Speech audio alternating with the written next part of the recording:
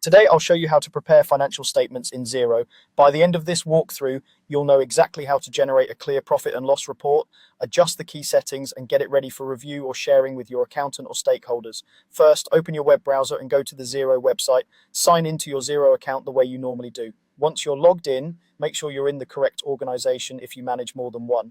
You can check this at the top of the screen and switch organizations if needed. It's important that you're in the right file because your financial statements are specific to each organization.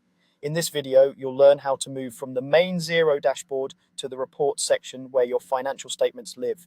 From your dashboard, look along the main menu bar for the option labeled Accounting or Reports, depending on your layout. Click into the reporting area.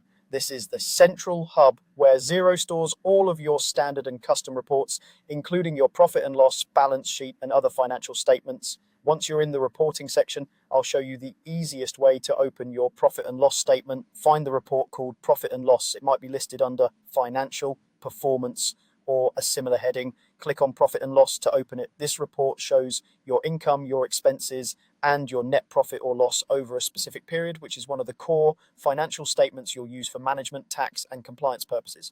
Now let's customize the report so it fits the exact period and view you need. Near the top of the profit and loss page, you'll see controls for the date range. Choose the period you want to report on. For example, you might select last month, year to date, or set a custom start and end date to match your financial year or a particular reporting period. Being precise here ensures that the report aligns with your bookkeeping and any external reporting requirements. Next, look for the option that lets you compare this period with another period. This is usually labeled something like Compare With. Turn this on if you want to see how your results stack up against a previous month, quarter, or year.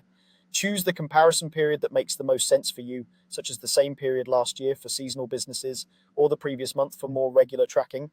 You'll also see an option to compare tracking categories. Tracking categories are Xero's way of letting you slice your results by things like departments, locations, or projects.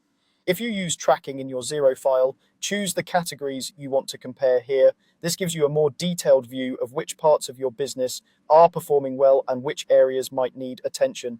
Finally, confirm that the correct currency is selected, especially if you work with multiple currencies or operate in more than one country. Using the wrong currency can make your results confusing or misleading, so it's worth a quick check.